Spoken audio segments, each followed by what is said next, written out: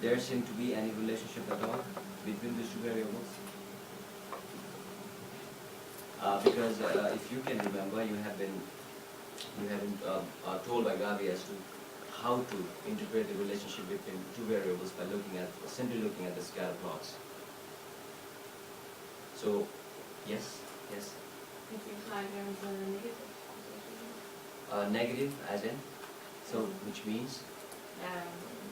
That when the league level is higher than the maximum finger is always up on the dropping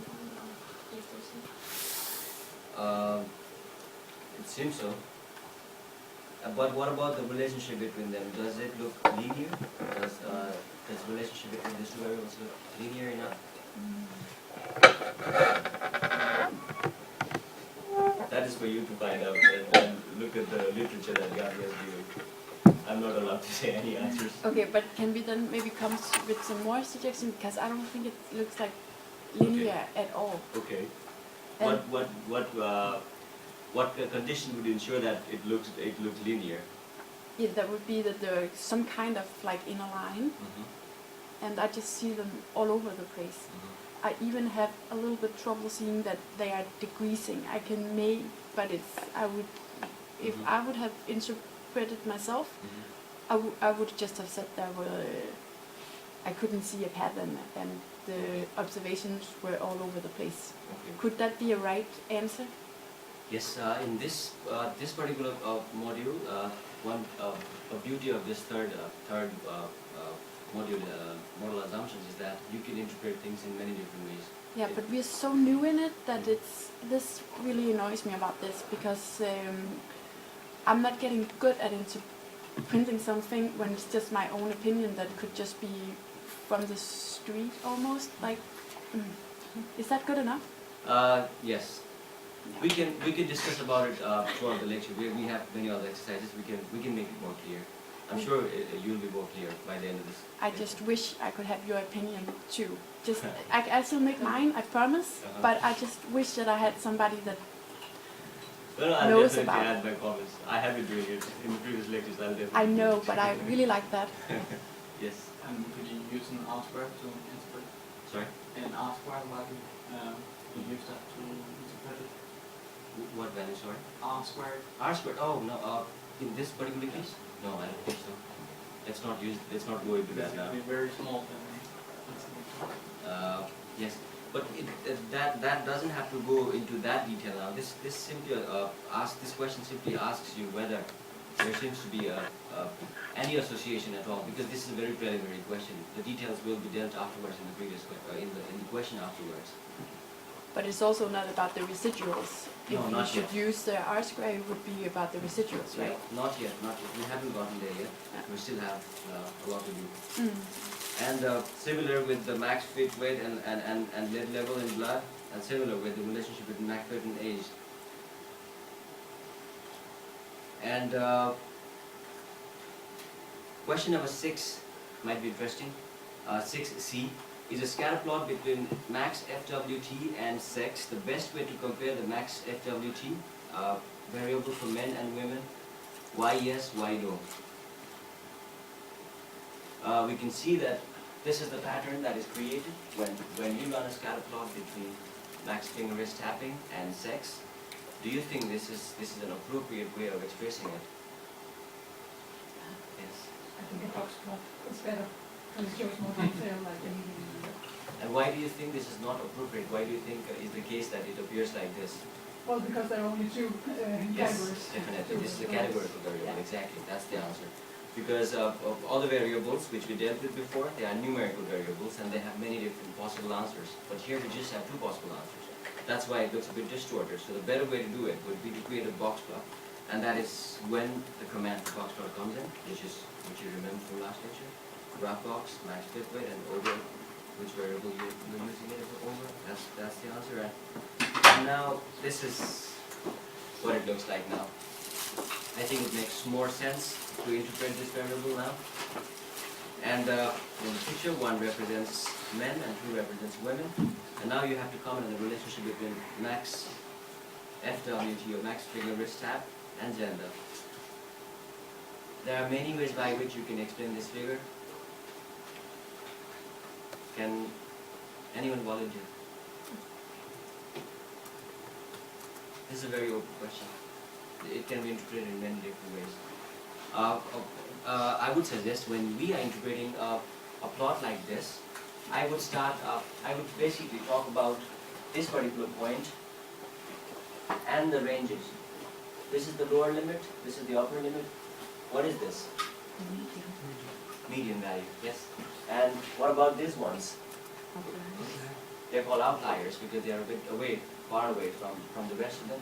So in the interpretation of any such graph, it is very much a good idea if you do not miss out on these points. Then in that case, the interpretation should be fine. So simply looking at this plot, what I would say is the median finger wrist taps, the number of median finger wrist, max finger wrist taps for women looks a bit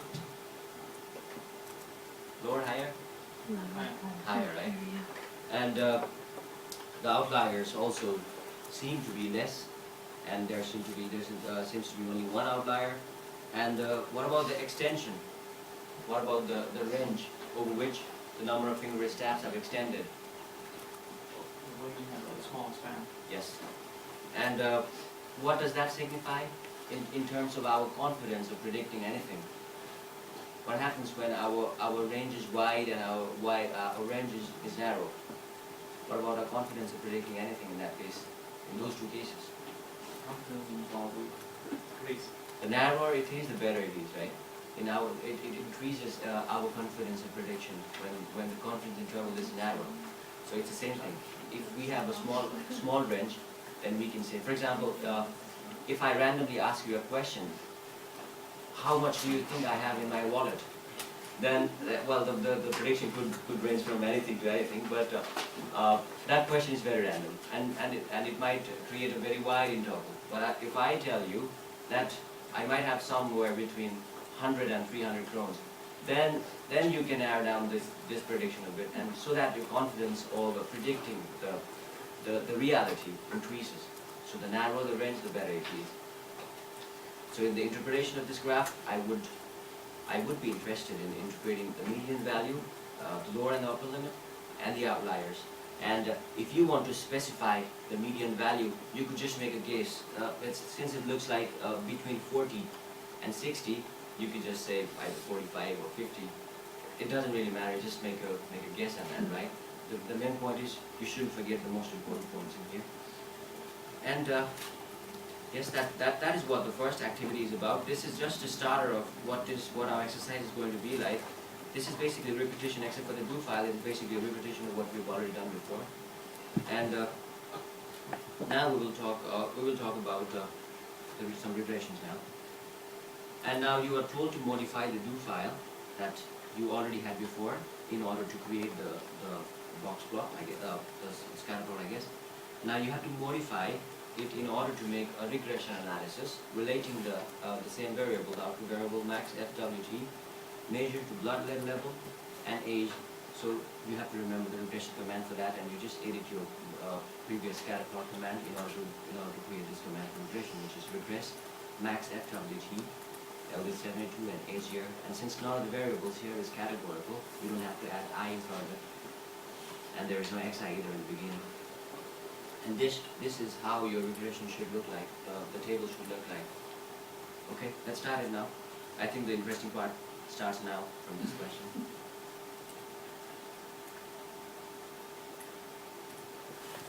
And it's very important to remember what different model assumptions we are going to check today.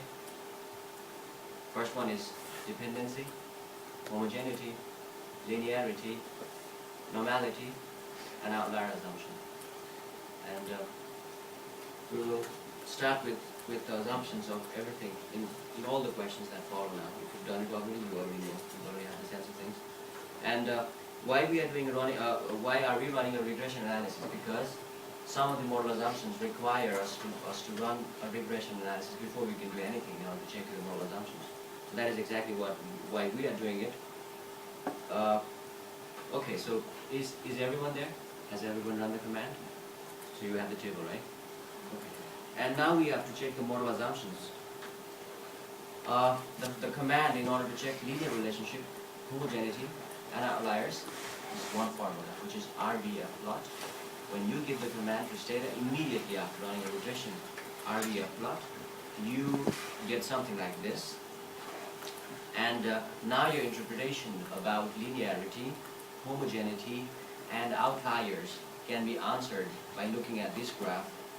And the portions that you have to focus on while answering the questions about linearity, homogeneity, and outliers is, you already remembered, I guess, I just pointed it out. Are the points distributed evenly? Do they make a pattern? And is there any or some points which look a bit far away from the rest of others? These are the answers that you have to find in order to check your model assumptions about linearity, homogeneity, and outliers assumption. So while looking at this graph, what do you think? What do you think about linearity, first of all? Yes? There is a pattern or a tendency towards line, but there's a huge variance. So having a pattern means, what does it mean?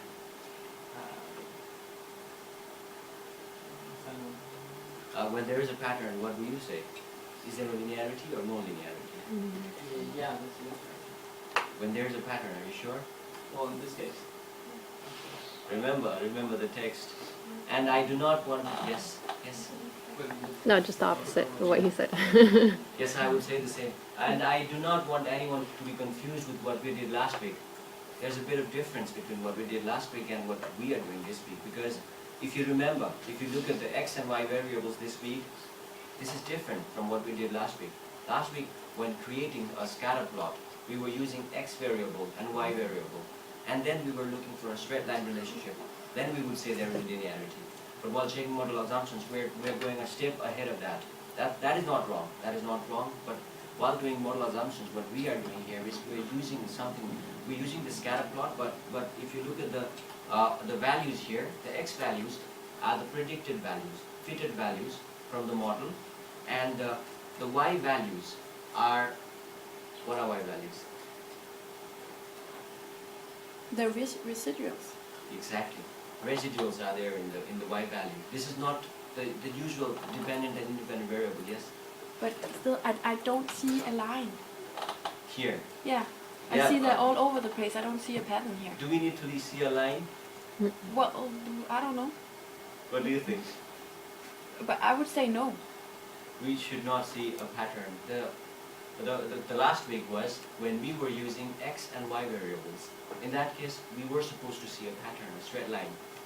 This week, what I'm saying is, here we are not supposed to see any pattern. The points are not supposed to make any particular pattern. They are supposed to be freely distributed everywhere. Then we say that it's a linearity assumption satisfied. Otherwise not. So now it is up to you whether you see it as a pattern or not as a pattern. Well, I would say there is no pattern. Okay, thank you. And what about homogeneity? When is homogeneity ensured? Yes? That's where they are all over the place. They're all over the place. You have the points have to be all over the place in order for the homogeneity to be ensured, right? Yeah. Well, do you think they're all over the place? Yeah. Well, they pretty much look so to me as well. And what about outliers assumption? What do you think? Are there some specific points which seem to be vertically far away from the rest of the points? Yes. That is the point at the bottom. This one? Sorry, this one? Yes. Well, it looks like that, right? And if you remember from here, this particular paragraph, small violations of assumptions usually do not invalidate the conclusions. However, a large violation will substantially distort the association and lead to an erroneous conclusion, which means that sometimes even though we might see 1 or 2 points far away, we might ignore that they exist, but sometimes we might not. In the final analysis, sometimes depending on, well, there's no simple answer to this question. That's why Guy is so open-minded about this. If you depend it it's okay, because while doing the final analysis, sometimes the outliers are rejected outright. They have to be rejected. They should not be included in the final analysis. But sometimes they are included with several adjustments. You could transform it, or you could do something else, which we will do afterwards. There are several ways to address outliers as well. But sometimes you just decide to drop it out because it looks to be distorting your entire findings. So in this case as well, you could say there is an outlier. It seems to be pretty far away from the rest of all this. It seems like a donor. So you could say there is an outlier. Or you could also decide that most of the points pretty much look, they are okay, but still one point is there, but I decided to say that there is no outlier. So it's entirely your judgment. And if you can defend it, both answers are correct. Because even in real statistical analysis afterwards, statisticians do not have one voice in their analysis. They decide to do it different ways. So that is exactly why there is no definite answer to this question. But you could choose to say there is an outlier, like she said. And then after doing the three conditions, now we move on to check for normality. In order to check for normality, you have to draw a different plot, which is QQ plot. And in order to do a QQ plot, you have to first calculate the residual. And in order to calculate the residual, the formula here is predict residual 2. 2 is not compulsory, you could write whatever you want, residual and whatever you want. And then comma and R standard. That way you will calculate your residuals for this particular model. And then after doing that calculation, you immediately have to run another formula for Q norm, residual the same, residual whatever you name it. And then you get a QQ plot. And now based on what it looks like, you have to make a decision about whether normality is there or not. So, has everyone run the formula? Command? And does it look like this? No? Values. Sorry? I'm just missing values. Missing values? Yeah. Did you, for the first one, predict residual, and did that work? Did it create some missing variables or something like that? The first command, RBL, that's RBL.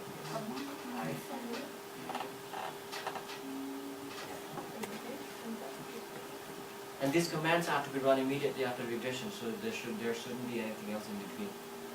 And by looking at this QQ plot, well, do you remember the condition under which normality is ensured by looking at normality, a QQ plot? Anyone remember? Yes? Well, if it's broken, it's the S shape. And I'm not really sure if it's an S shape or is it a straight line. It has to be a straight line if the condition is ensured. If model assumption is satisfied, it pretty much looks like a straight line. Yeah, but I can get this to both. What do you think? Some points look here, some just go above the line. Yeah. You could see it as an S or as a straight line. What do you think it is? Is it a straight line?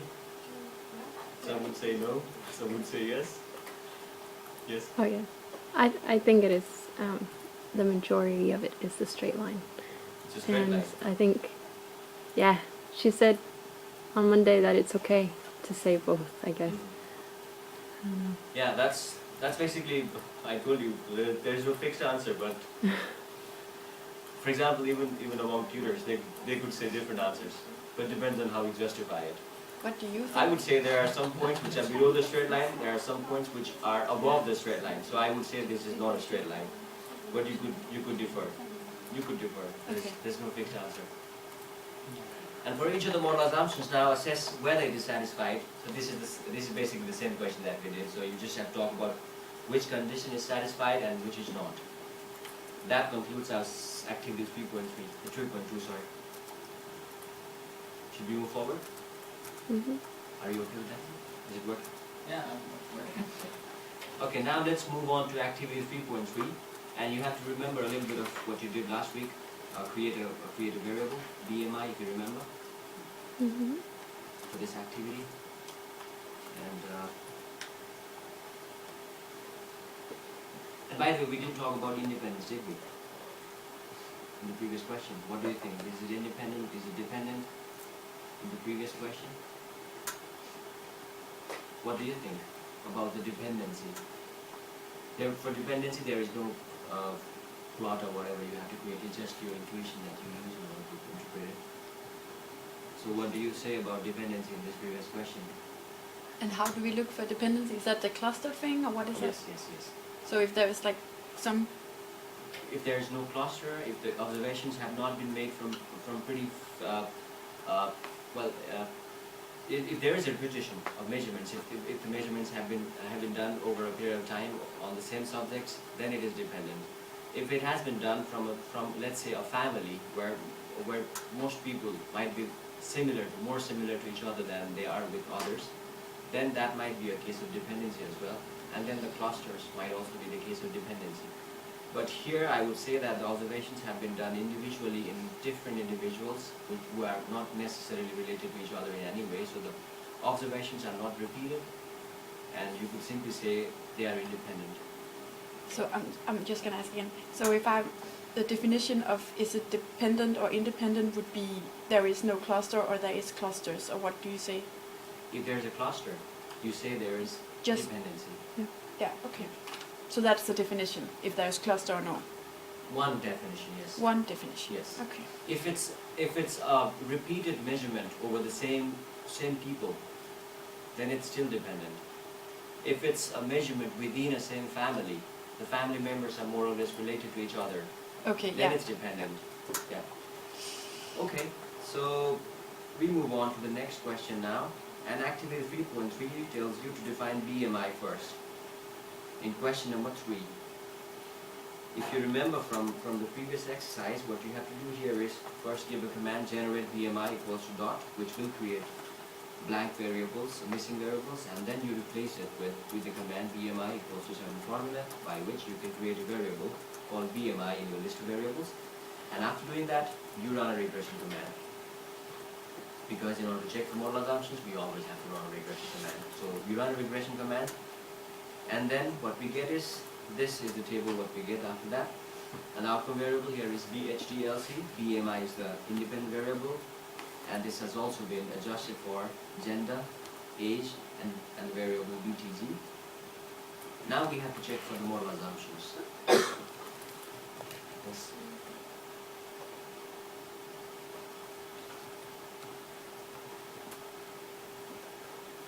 And now about independence again.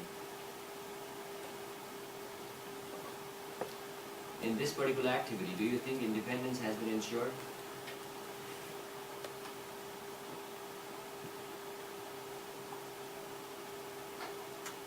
Yeah, this one.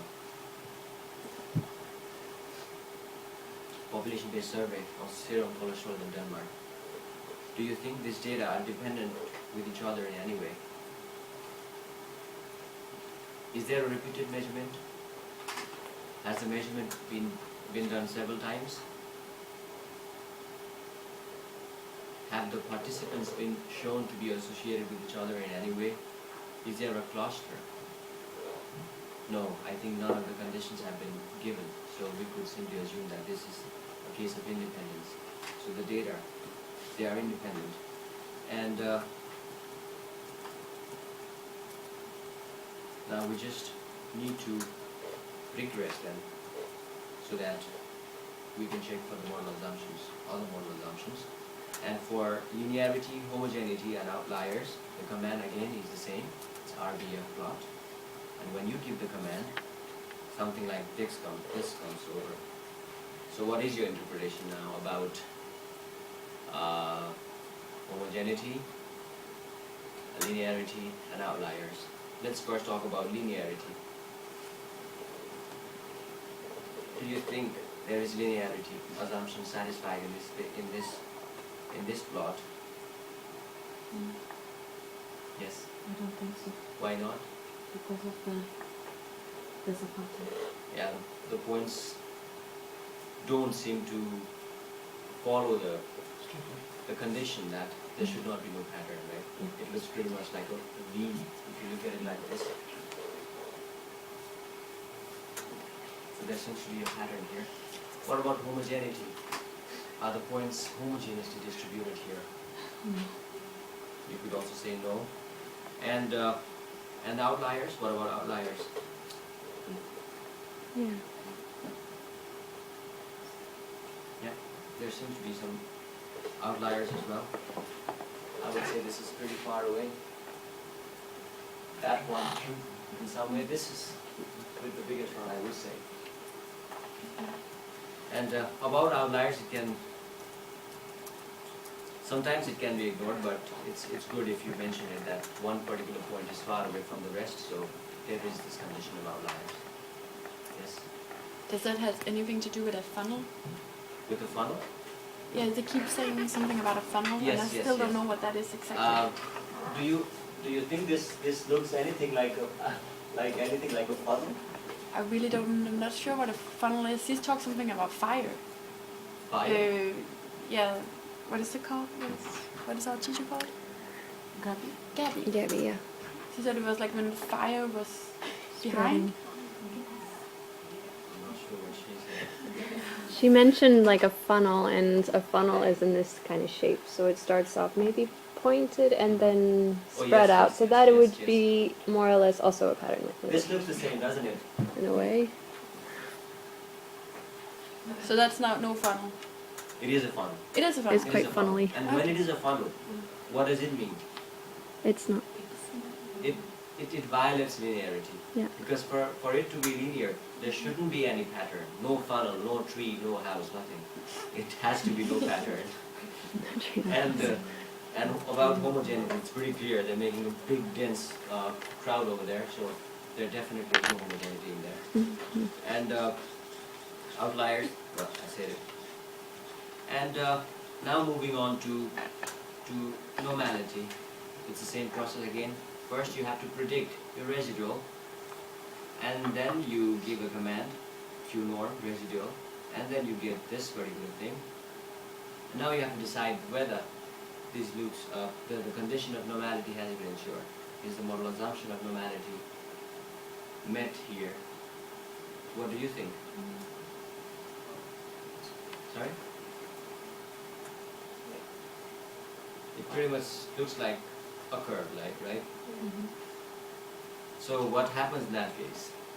When there is a curve, is the normality condition ensured? No. So I guess you have your answer, which I'm not allowed to say. Question number 7. For each of the model assumptions, a square is satisfied, which we did individually, so that is what you're supposed to write here. And that concludes the activity 3.3. Now, anyone stuck anywhere? Are we good? Can we move forward? Okay, the next activity, activity 3.4 then. First of all, before moving on to activity 3.4, we have to be a bit familiar with this concept of transformation. You have to remember why transformations are used and what is their significance. Until now, what we learned is there could be conditions where the model assumptions are not satisfied. The variables that we have chosen for our study may not be ensuring that the assumption that we usually make in case of linear assumptions are satisfied. So what if that is not the case? What if the variables are not fulfilling the assumptions? Then there has to be some intervention which rectifies the problem so that we can do certain different set of statistical analysis in a bit different way, the similar things but in a bit different way, and then we move forward to make our final conclusions about our data. That is when transformation comes into picture. You have to transform the variables, which sometimes could be just the outcome variables, or in other cases could also be exposure variables. So sometimes you transform just the outcome, which becomes log transformation of outcomes. Sometimes you transform exposures, log transformation of exposures. Sometimes you transform both of them, which then becomes log-log transformation. And I'm sure in the slides that you were taught last time, there are given several conditions under which you have to transform the variables. Under what condition is what transformation to be followed is written there in your slides. So I hope you have taken care of that. And there are certain ways by which we can create log transform variables when our model assumptions are not satisfied. And there are the stated command in order to do that is, for example, to make a log transformation of the exposure variable the command is generate log exposure equals to log, and then inside the bracket, whatever exposure variable is, we are going to transform. And this command will create a new variable called log exposure, because that is what you have generated now in the data set containing the logarithms of the exposure variable. And to make a reciprocal, this was a log transformation. To make a reciprocal transformation of the output variable, that is the command. And to make a square transformation, that is the command, which I won't go in detail because that is usually not required for our level. We just need the first one. And there is no purpose in transforming categorical variables, since the code value of the categories do not represent actual numbers, because we know that for male and female, 1 and 2, they don't signify any particular number, a numerical value. They're just for our understanding. So there is no point in transforming the categorical variables. But we will talk about it afterwards in later modules. So that is the basic now. And you have to remember why we go for log transformation. That is the theme of this discussion. When we know that, we can now move on to the fourth activity. And we just will have to first go back to our diagnostic plots from activity 3.3 and then tell which type of transformation you think might be appropriate. The diagnostic plots that we had in activity 3.3 looked something like this. The residual plots looked like that, and QQ plots looked something like that. So in that case, you might have to go back to your slides that Gabi had given last time to make a decision about which type of transformation do you think might be appropriate here. Any possible answers?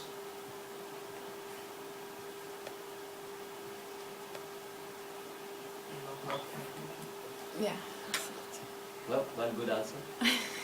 One possible answer. Okay, let's move forward. We can see what we have done, because that is exactly what we are going to do now.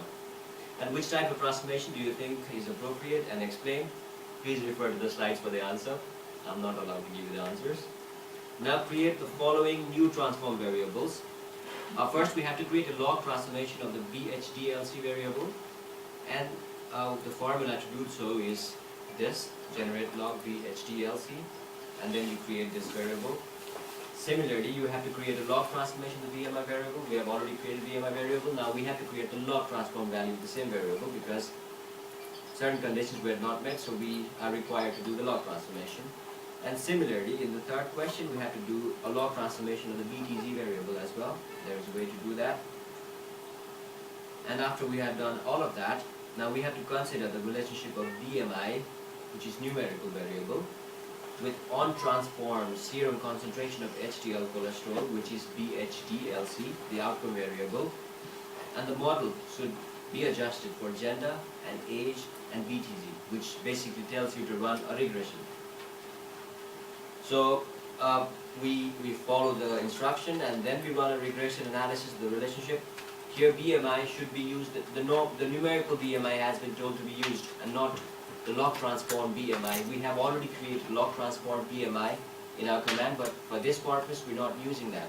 We're using the usual numerical BMI variable, and the command to run is, since we have a categorical variable here, so xi in the beginning, and then regress, then dependent variable, BMI, independent variable, categorical sex, age, and BTZ. Hitting that command will give us this table. Is there a reason why the age, well, I can't see it from here, but why is the BMI not the first in the line? Because that's dependent. That's independent. BMI is not independent? Yes. Because we are talking about serum concentration of HDL cholesterol. That is dependent. BMI would help in deciding how much the cholesterol level is, and not the other way around. So that is the, yes, that's, it is about using some intuitions. There is no specific formula to it. You just have to make sure which one is output variable. In this case, HDL cholesterol is not BMI. Mm-hmm.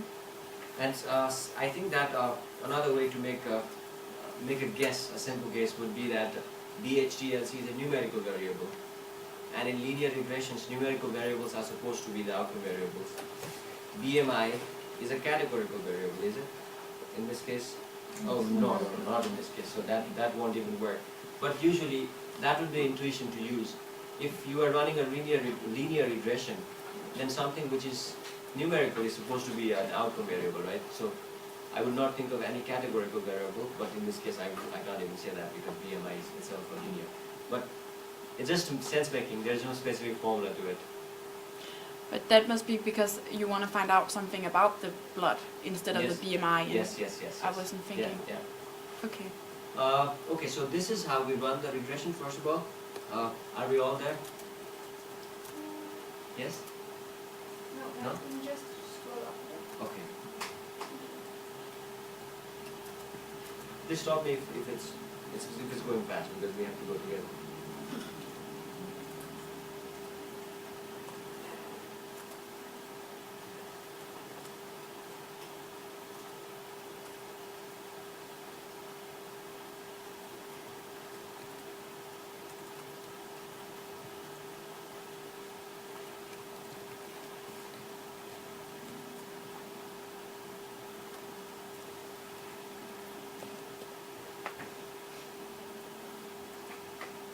When you generated the BMI earlier, was it already divided into percentiles or quartiles?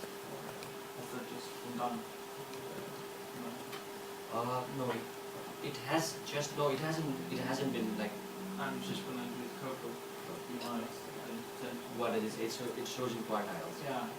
But they're just simple numbers. If you look at the data editor, you can see the data editor form. They're just simple calculus, simple numbers. Okay. This is one step ahead. It does that one for itself. Upload. Yes.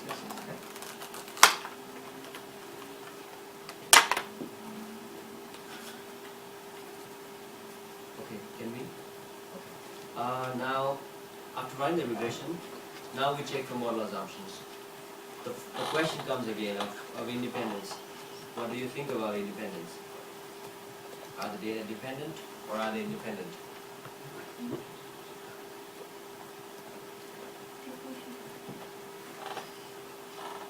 Well, there are something. Let's then move on to linearity, homogeneity, and outliers, and the formula to check that is again the same, RGS plot. And we have a plot which looks something like this. Doesn't seem to have much. Not very different from what we did last time. And we would say, I guess, the same as we did in the previous question. No, there is no linearity, no homogeneity, and outliers seem to exist as well. And to check for normality, we run the same previous procedure. The formula is predict, residual, and please notice that this, you can write this as anything you want. This is just your own command. This has to be there, this comma has to be there, the R standard has to be there. You can write residual 3, residual BHC, residual whatever. That number is not a strict rule. But we have to call it residual. Yes, you have to call it residual because here you are calculating your residual. And this is standard residual. If you know what that means. Does everyone know what standard residual means? While creating these plots, we use a residual which has been divided by its standard error. So that's why it's called a standard residual. And you have to write this formula every time you are about to calculate the residual. And immediately after doing that, this is the formula to create the normal, to check for normality. And this is what you get. And you know what it looks like. So you can see if the condition has been met or not regarding normality. What do you think? Does it seem normal? Probably not. And now, consider the relationship of BMI. Is it okay with you? Consider the relationship of BMI with log transform. Now there is a difference which we are doing than the previous question. Consider the relationship of BMI numerical with log transform, serum concentration this time. if you remember, last time it was just serum concentration, now it's log transform. So we're doing the same regression in a bit different way. And the model should be adjusted for gender and age and log transform BTZ. Previously it was just BTZ, now log transform BTZ. And this is why we had created this variable before. And this is the command to run this regression. xi regress log bhdlc bmi i.sex age and log btz.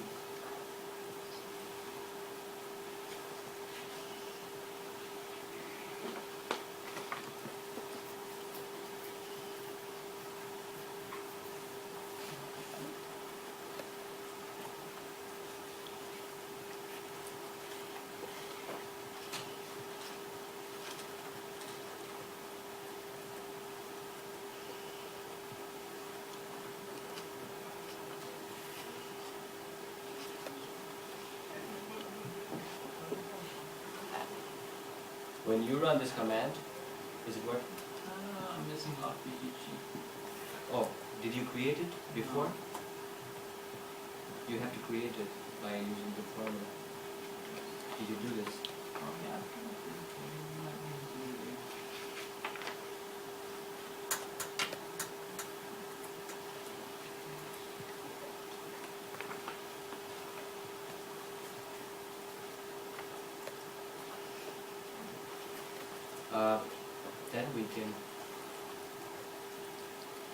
Then we can again check for the same conditions.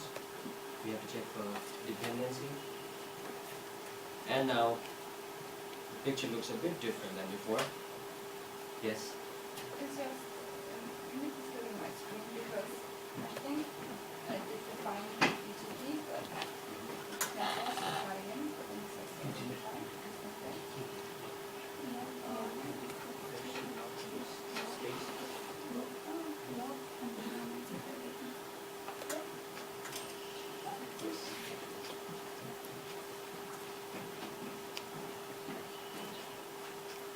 Okay, let's take it a bit slow. There's still.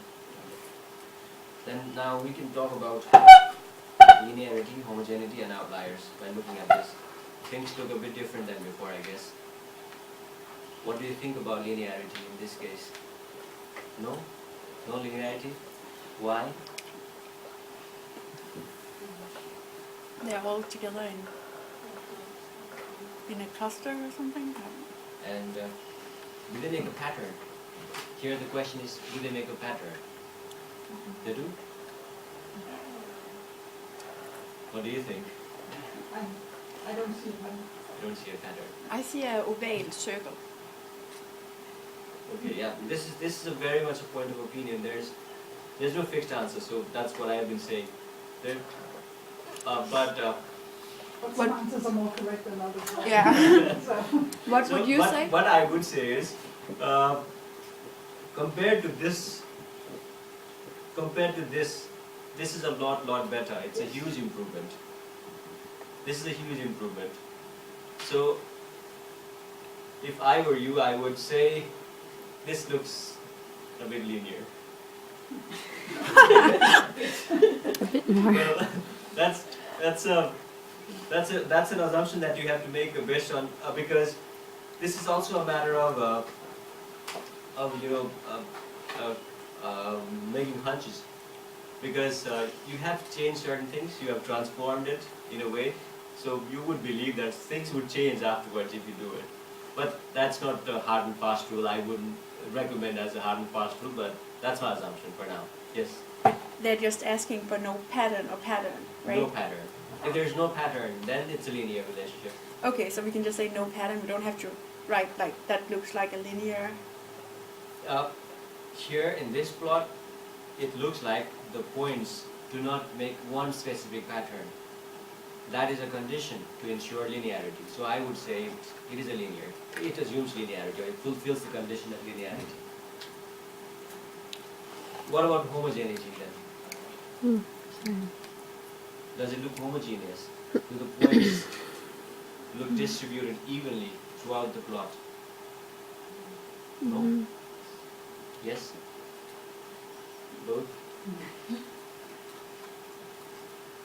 better than before, but not perfect. Yeah, exactly. Better than before, but not perfect. So the answers could vary again.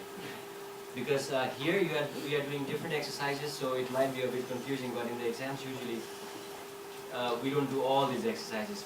For model assumptions, you probably will get one question, and that will not be as confusing as it is here, because it will be very distinct. You will be able to decide whether it is linear or not linear by having a background knowledge of what linearity should be like. Since we are doing so many questions at a time here, it might be confusing sometimes. You look at the previous question, you look at it, don't see much of a difference, some do, then the answers vary. But I'm pretty sure that during the exam this will not be as confusing. But yeah, like I said before, someone would say there is no pattern here, some would say looks like a pattern, some would say there is no homogeneity, some would say there is.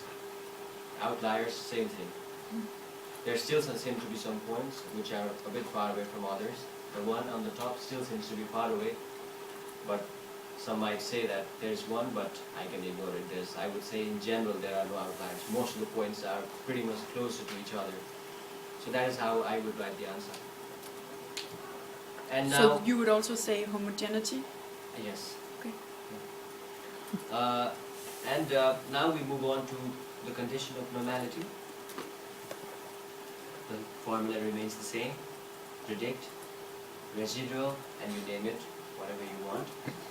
And then comma, our standard. Immediately after that, you run a command qnorm, and then residual something, which is as before. And then you come up with this plot. And now you decide whether this is a normal relationship, whether it fulfills the condition of normality or not. What do you think?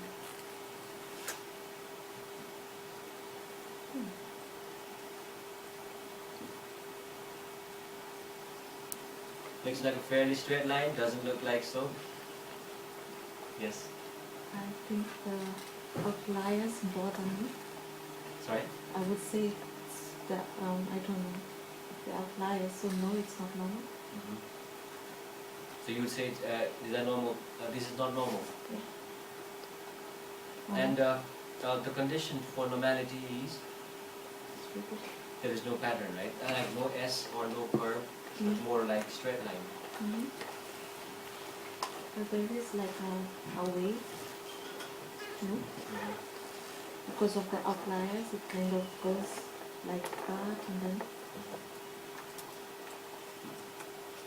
So you can use that logic and say it's not, but you can also say these are straight. This is a straight line. I would say this You is would a say straight it's line. straight? Yeah. And you would not consider those 4 Yes. points and 2 points? Yeah, some of them can be ignored. Yes.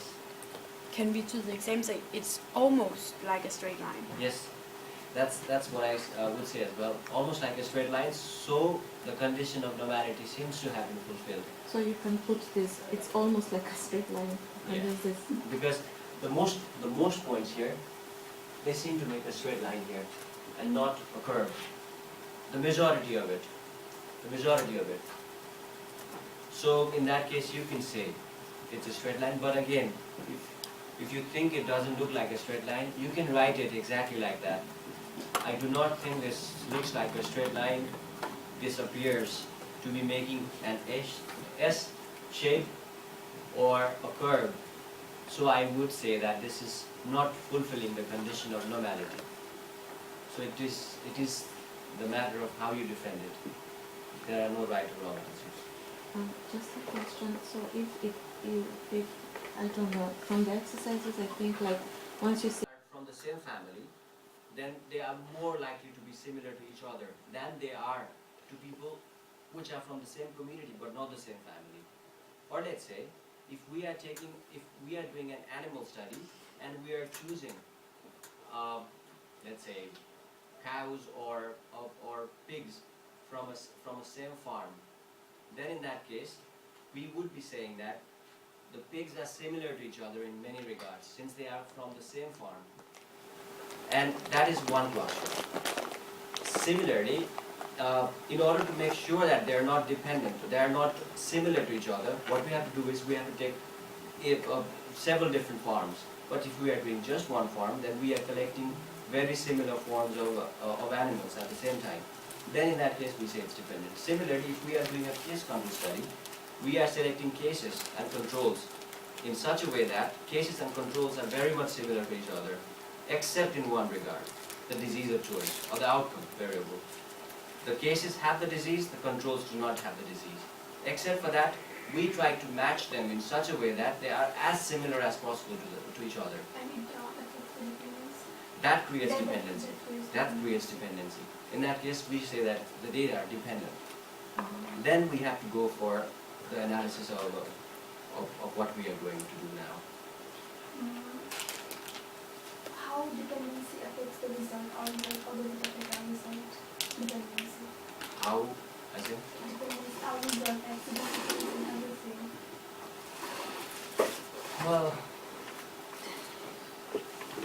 there's no Why it is specific answer. important to consider this dependency? Like why are we doing this dependency? Because if we do not make a distinction between the individuals which are similar and which are dissimilar, then well the simplest and the dumbest answer to say would be that it needs to meet the linear assumptions conditions. And where dependency conditions are not ensured, when they are not independent, then one of the conditions of model assumptions of linear assumptions would not be fulfilled. That's why. Yeah, it also said in the book that the standard error would be too small, and then it would make the p-value too small and the CI index too small. Yes, that's CI would be small. The Or CI large. would be too small because the dependent data would make it look like that the model is actually better than it really is. So, because they're like similar, so that would be the problem. The CI index would be smaller than it really is. I'm not. I'm not I sure. just of that I just read it an hour ago Okay, in the okay. book. Thank you. I'm not sure about that point, so I can't say about it. It's in chapter 31. 31? It says a lot about clustering. Okay. Yeah, thank you. But yeah, the details. I'm not sure about the details, but that is the condition which we have to fulfill right now. So that's exactly what I would say right now, not more than that. And in that case, we have to go for conditional logistic regression, right? And now our formula differs a bit from what we have been doing until now. Until now, we were just doing the simple regress. Now we are doing conditional logistic regression in order to analyze the dependent data. And the first activity, the activity 3.6, requires us to use conditional logistic regression to estimate the effect of sunscreen protection on skin cancer, taking the dependency of the data into account. And why would they tell us to take a dependency into account here? Why would they say that the data is dependent? If they didn't tell us that the data are dependent, would we do the dependency analysis here? This is a case control study. And in case control studies, why we try to ensure that the cases and controls are very much similar to each other. We try to ensure that they are as similar to each other as possible, except for the outcome of interest. That's why we would assume that this is a dependent case. And then we do the dependency analysis. And here dependent variable is case control, which is a numerical, it's outcome variable, and then protection is the categorical one, and cluster variable is dark skin type, which is again a categorical variable. And the formula that we can use for this is logit, which is conditional logit. Since last time when we were doing multinomial, we used mlogit, multinomial logit. Now we are doing conditional logistic regression, so this is conditional logit or c-logit or clogit. And then the formula is would be case control, I dot protection, I dot dark skin type, group ID, and OR, because our outcome will be interpreted as odds ratio. So it's OR.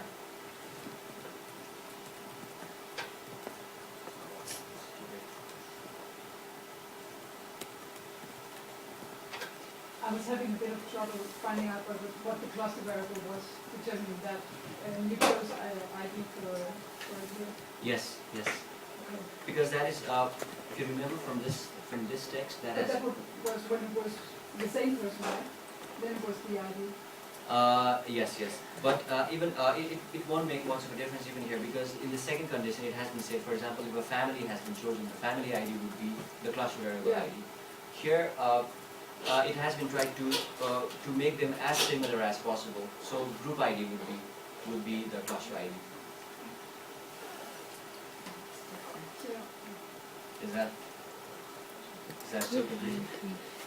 I had chosen dark skin type as the Okay. group ID. Group. Okay. So let's see. How can that be here?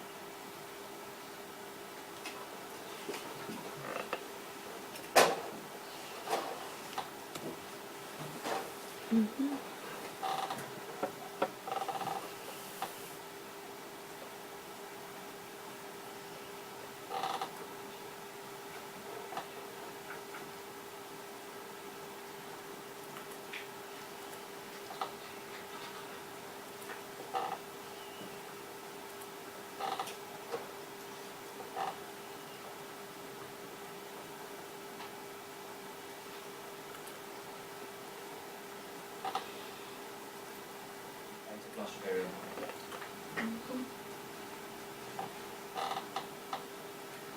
And yes, that takes us to this point. And now it is again the same old process of interpretation, which is as usual. So how would you interpret in this case?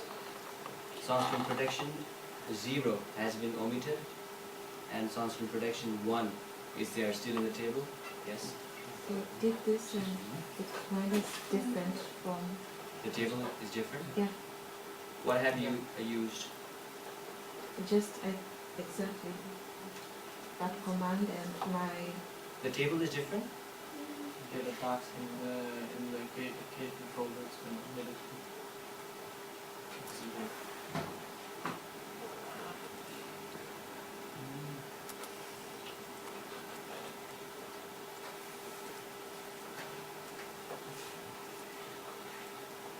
Is it the same formula?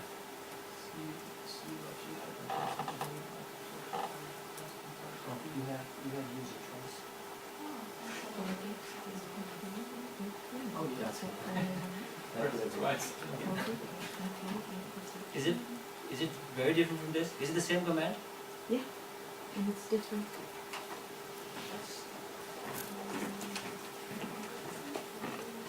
This is the command. Look at my coefficient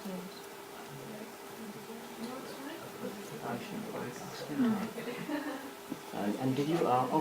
Okay. So it's because you haven't typed OR in the end. This is the calculating in terms of coefficient. Yeah, that's odds ratio. This is also right. This is also right. But the only difference is we are calculating in terms of odds ratio. Yeah. I thought it was R. Oh, okay. Did everyone else get the same result? Yes. In that case, now the interpretation, if OR had not been used, then we would get the answer in terms of coefficient, and we would have to, since the negative value will come, we will say decreased, whatever, the analysis is a bit different, you know it. In case of odds ratio now, how would you interpret it then? Yes? That the protection, it has a protective factor. Then, It has a protective factor, yeah, and looking into what doctor. that doesn't conclude your statement. Yes? Were you saying something? Yeah, but I can have look at the confidence as well, because there is a 1 in it. Does what do you Yes. then say? Yes, exactly. That's what I meant. You have to in order to complete, that was the right answer, of course.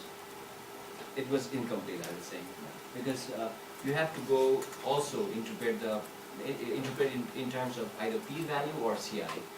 So it says that it is projective, but this doesn't seem to be statistically significant. It's too wide and it includes 1 inside it. And if you look at the p-value, it's greater than 0.05.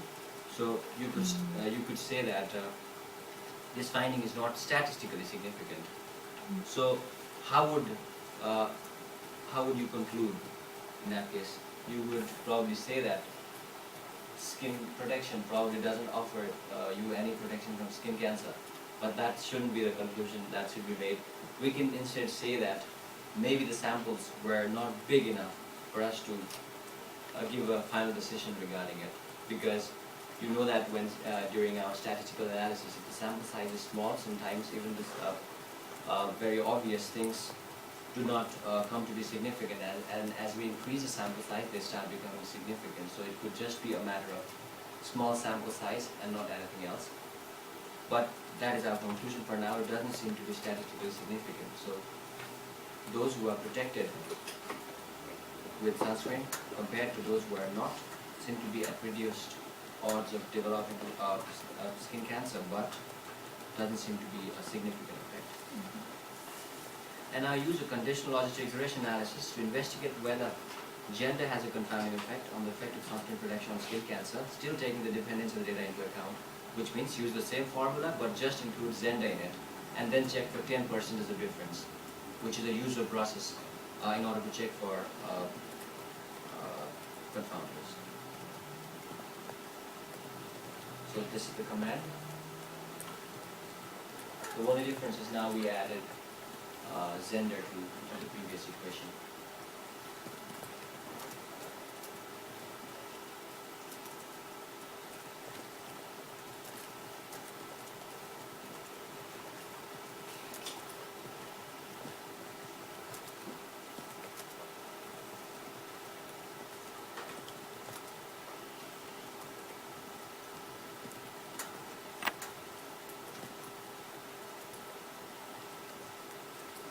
And doing that, we'll keep this table,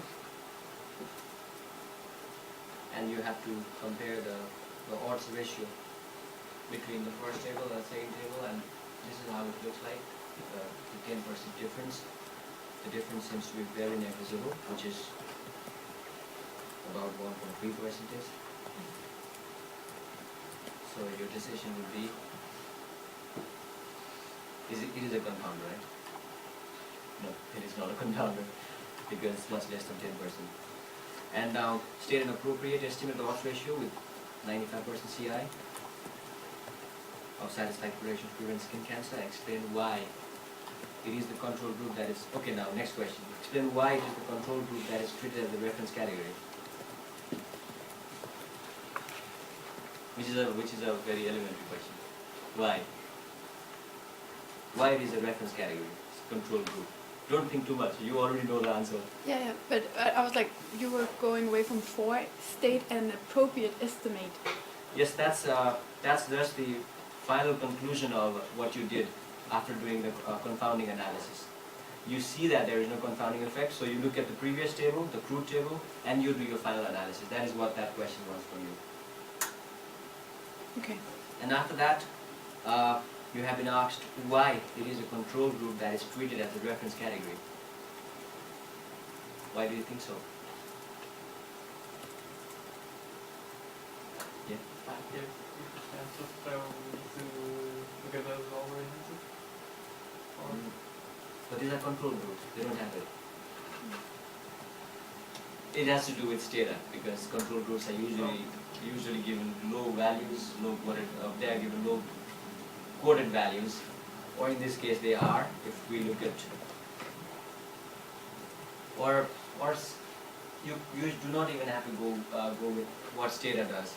You just simply say that in case common studies, we always say that as compared to those who are in the control group, that means who do not have the outcome of interest, the cases are this much likely to develop this condition or this much likely to have the exposure of interest. So in order to make our interpretation in case control studies, we would have the lower group or the group which doesn't have the disease as the reference category, so, which is a convention. Well, that is the answer. It is a convention to do that. We take controls as reference in order to describe things about cases. That is why it has been done here. And in Stata, if lower code is given to any category, then that automatically becomes the reference category, which we don't have to even specify that it's a reference category. And give an overall conclusion of the analysis, interpreting effect estimates in the particular context and specifying any confounders to be adjusted for. You try to adjust for a confounder which did not qualify as a confounder, did not meet the condition of the confounder. So based on that finding, I think this first table should be your final answer. Interpretation on the basis of this first table should be your final answer. And you've already written it, so that's the same thing again. So is sunscreen protection good for prevention of skin cancer? How much? It's again the same question. It is protective, but it is not significant, statistically significant. And So it's like question 4 and question 5 have the same answer. yeah, you can say that. Yes. I mean 4. Statement of appropriate estimate of loss ratio with the 5 is a concluding statement basically, and 4 is you have to the 4 wants you to know that although it seems protective, statistics doesn't tell that it is protective. It just wanted to think in terms of CI, confidence interval. So that was one step ahead of what we did in the previous part.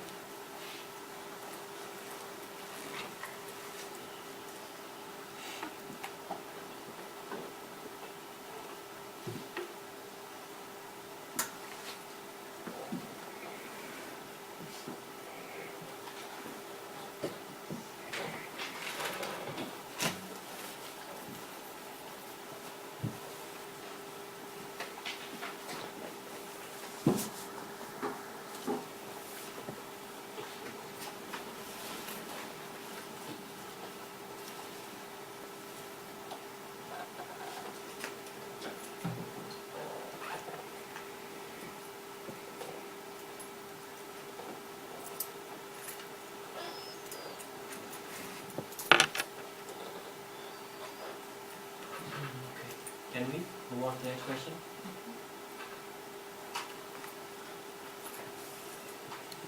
Okay, then 3.7.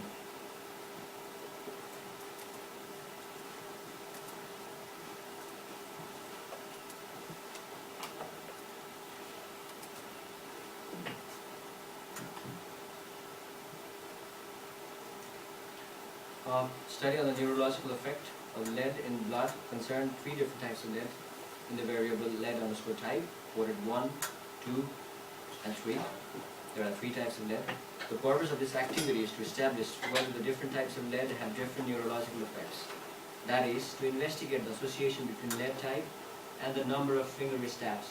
So here the categorical variable is the exposure and the outcome variable is numerical, is it? Number of finger wrist taps for 10 seconds in the dominant hand in the variable max FWG, which we have also used before. The analysis should adjust for the lead concentration in the blood, and the variables of concern is lead 72, and also for gender and age. And please again use the S variable age here, not age. So we've already said, what is the outcome variable in this analysis? Since we are trying to talk about the influence of lead on neurology, that tells us what the outcome variable is. What is the outcome variable?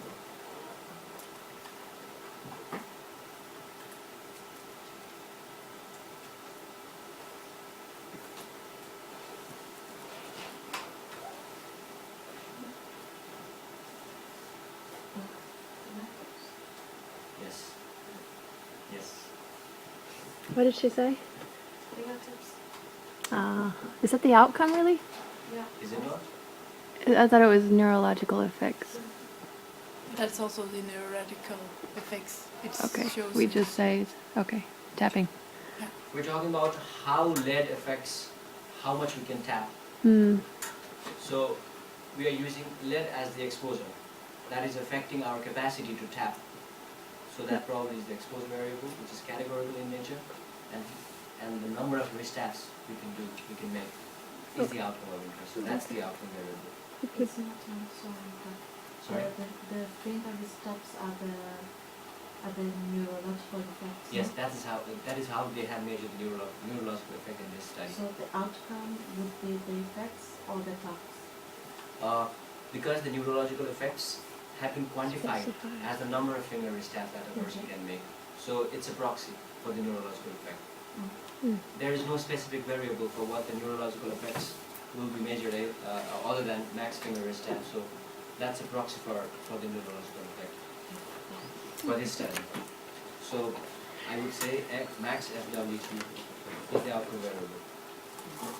Does anyone have a different answer than this? Okay, so I guess that should be the outcome. And is it a numerical or categorical variable? Numerical, because we're counting the numbers of how many wrist taps we can make. And what is the exposure variable? We said it's the lead, which has 3 categories. So it's a categorical variable which has 3 categories, which is the exposure variable. And now we need to open the data lead.eta. And we need to run a regression. So if you have a do file right now, it's going to be very handy. You don't have to write the command again. You just select the command, Control D, and boom, it goes. And conduct a regression analysis relating the finger wrist tabs to the lead type, adjusting for lead concentration, Zenda and A's. What do you think should be the regression command here? Let's not look at the formula right now.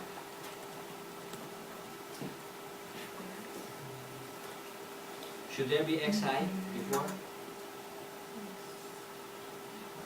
Did we have Yes. gender?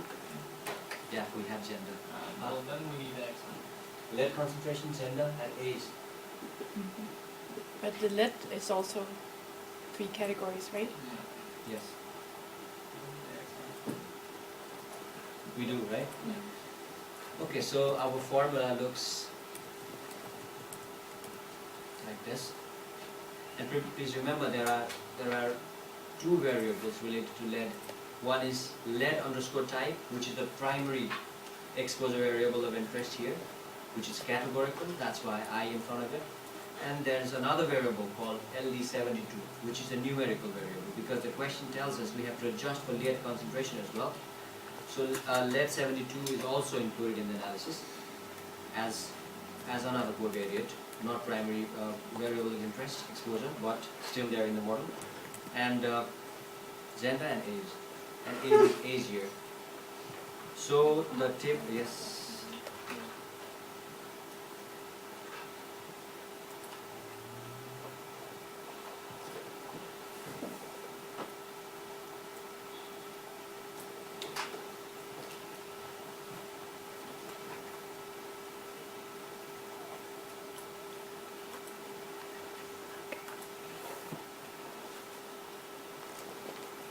That takes us to this table.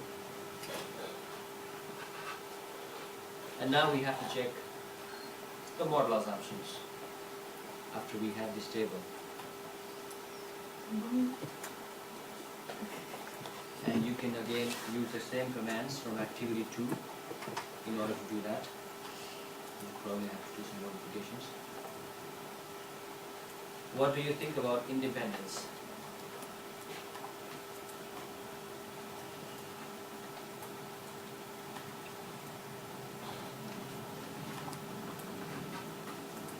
Do the data look dependent or independent?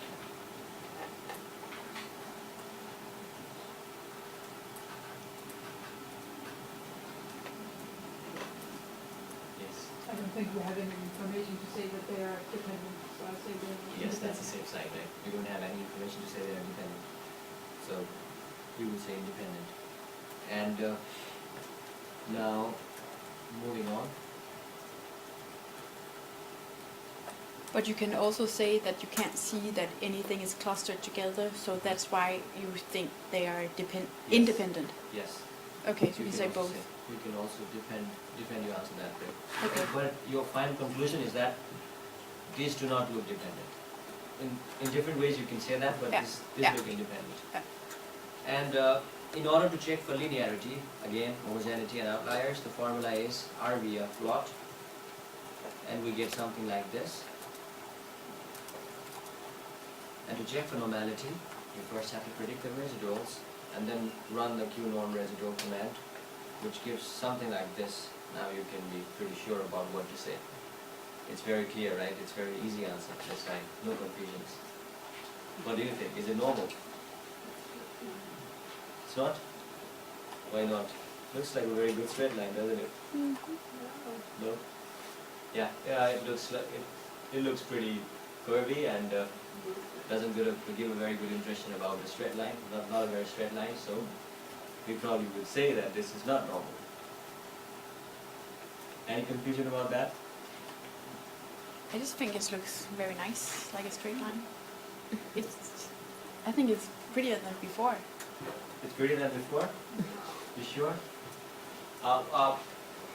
In my logic, what I would say is, we have this straight line, and this has been going up and down, up and down, up and down. So it has been like kind of winding a bit. That is the logic I would use. Since it doesn't appear very straight, I would say it's not normal. Okay. And are the conditions satisfied? This is the summary answer of all the 3 questions. This is about linearity, homogeneity, and outliers, and the second one about normality. That's how you conclude. And if they are not satisfied, we have another way to check for the condition when model assumptions are not satisfied, and that is robust analysis. What was the another step that we did before to check when the model assumptions were not satisfied? Yes? Log transform? Yeah. We went for transformation, but there's also another way by which we can try to solve that problem, and that is when robust analysis comes into picture. So that is what we are doing now.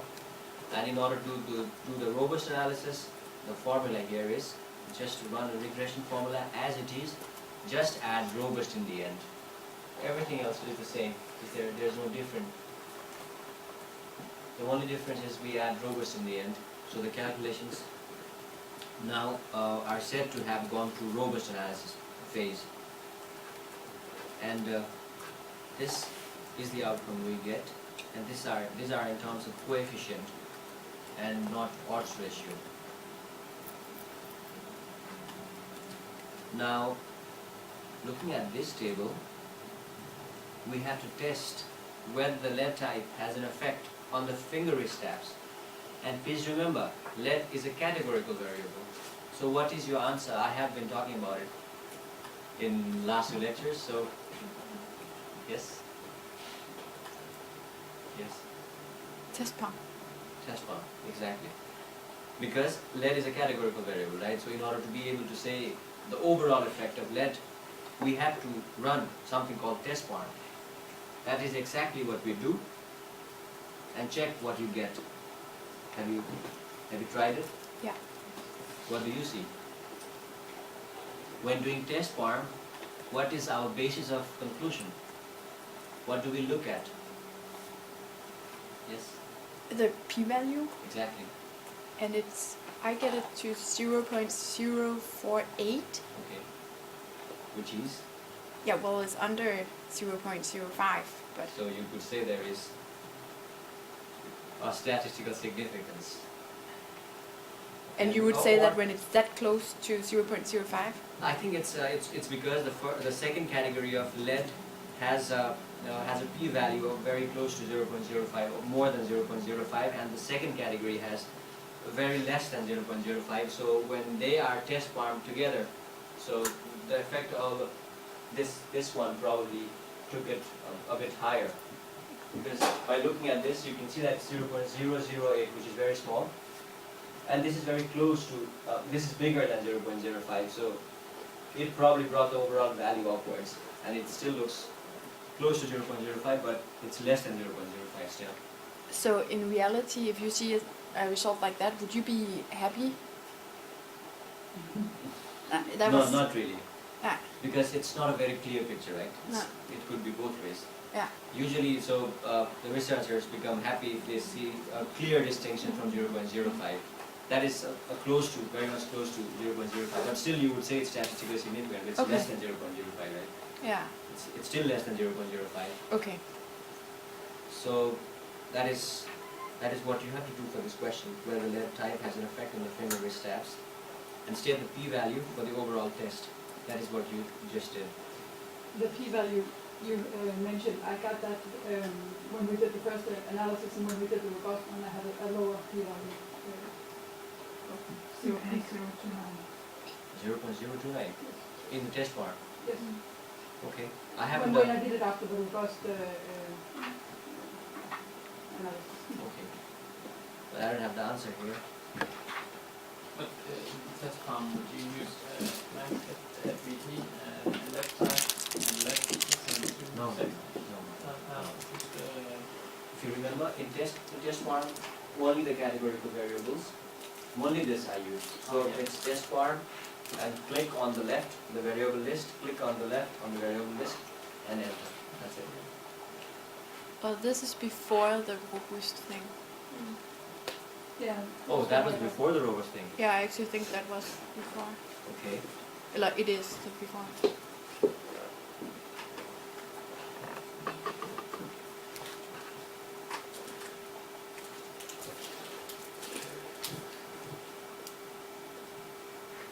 And yeah, that's how you stated it.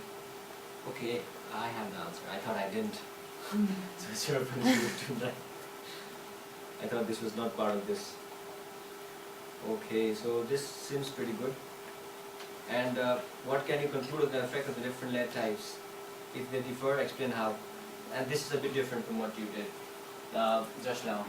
This question tells you to interpret the answers in terms of in categorical terms. That means you have to compare each lead type with the baseline category. So you have to compare lead type 2 with lead type 1, lead type 3 with lead type 1, and then interpret, which we did last time, if you remember. So anyone, would anyone want to do the interpretation?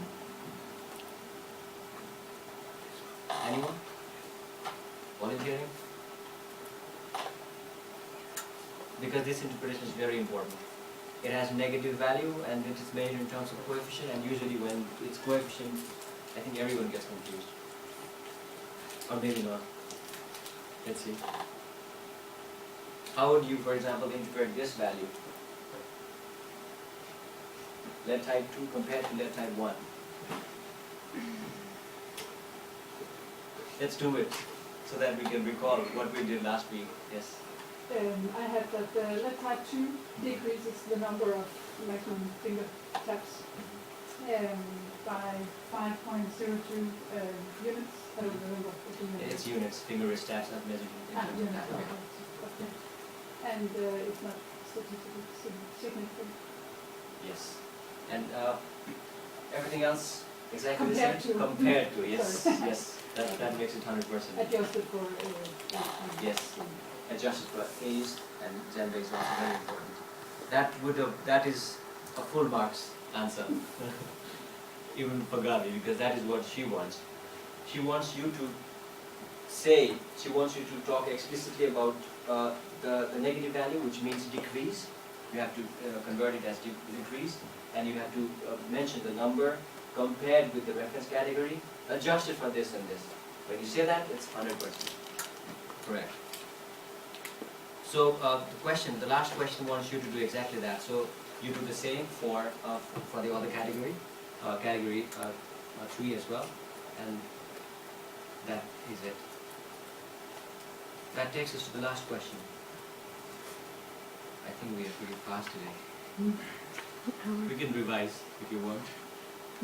And activity 3.8.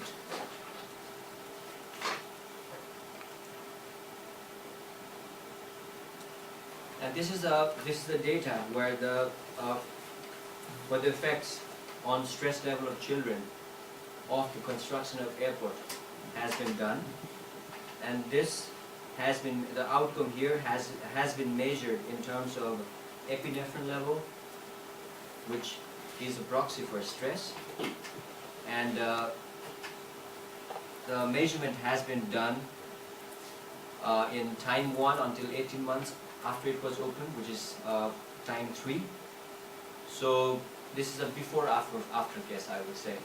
Before the measurement, before the construction of airport, and after the construction of airport. What does that tell us about this data? What does yes? It is dependent. Exactly. Because the definition of dependent data is that it is either made on the repeated times or other categories that we talked about before. So one of the criteria is that the measurement has been done several times. And this is exactly what has been done in this case. So we probably would say in answer to the first question, the second question, are the data independent? If not, explain the dependency structure. So based on what she said, probably the data are not independent because the measurement has been done several times. And since they are dependent, we now go for a robust cluster method to analyze the effect of the building of the airport on the stress level of children. And what can you conclude from the analysis? The formula to do so would be everything the same, just add robust in the end, and the cluster ID has to be there. Again, I have a different answer about the dependent data. Okay. I just said that it was dependent because the children lived in the same area, so they were like clustered in that way.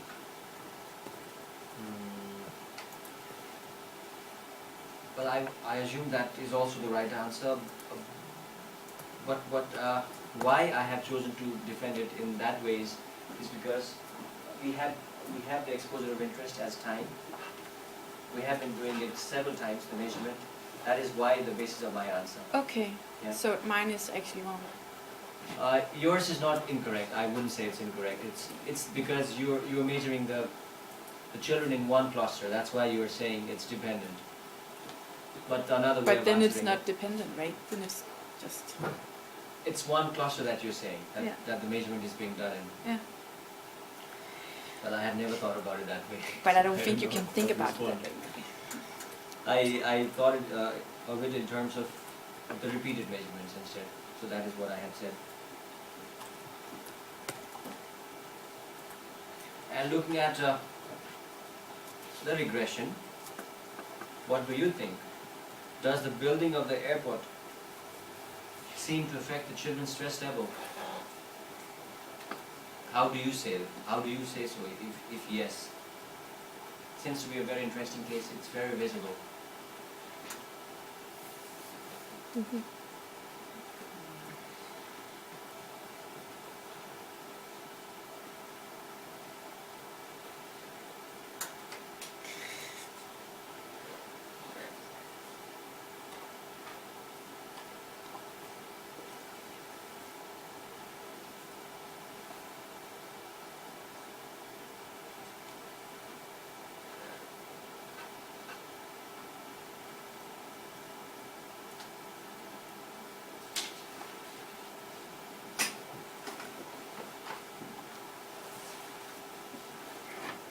What do you say? Let's talk about it. I guess the interpretation has to center around here, here, here, here, here, here, here. But that is what we usually do, right?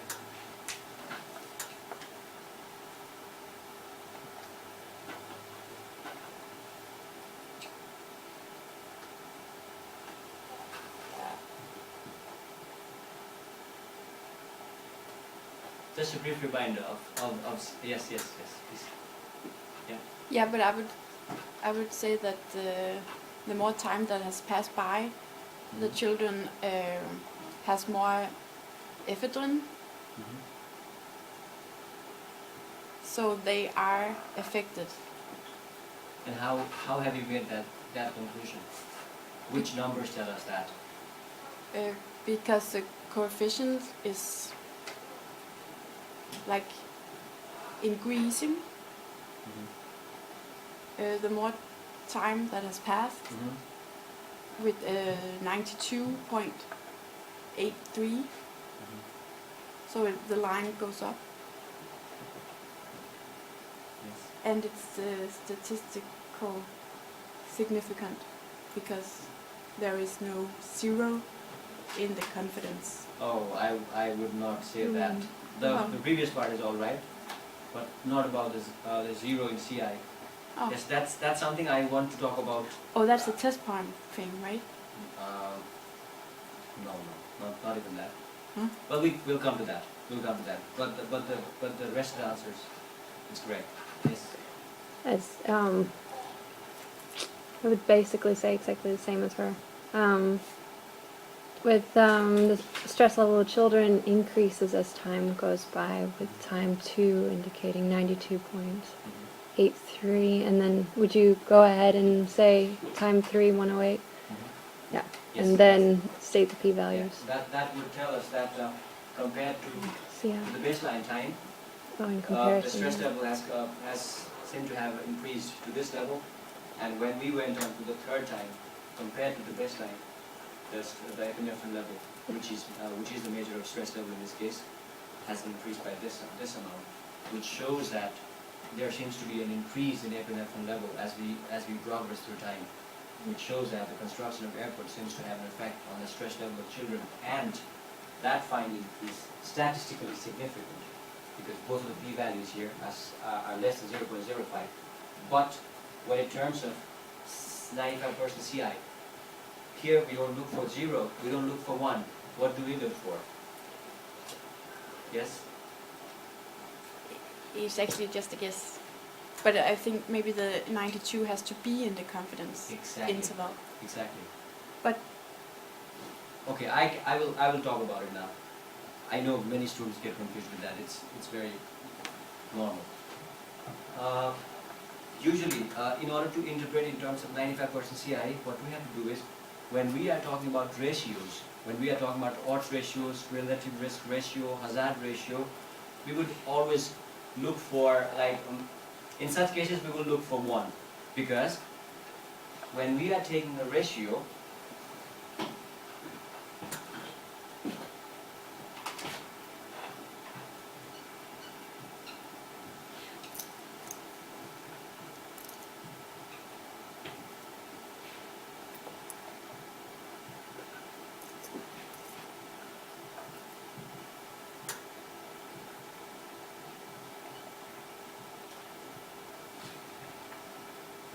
when we are talking about, let's say, an odds ratio, we will talk also about relative risk and hazard ratio in later lectures. But here we just talk about odds ratio. And when odds ratio is greater than 1, what it means is A is greater than B, or the risk of A happening is more than the risk of B happening. That's why it's bigger than 1, because when something in the denominator is smaller, then we get a ratio which is bigger than 1. That's why the overall ratio of odds ratio, the overall odds ratio comes out to be greater than 1. This is when we say the risk is higher. And when the odds ratio is less than 1, it means that this is bigger and this is smaller. So we say that the risk of this happening is more than risk of this happening. So overall it's protective in nature. So as the value goes below 1, that's why it's called protective effect. And when OR is 1, it means that these two have almost the same likelihood of occurring.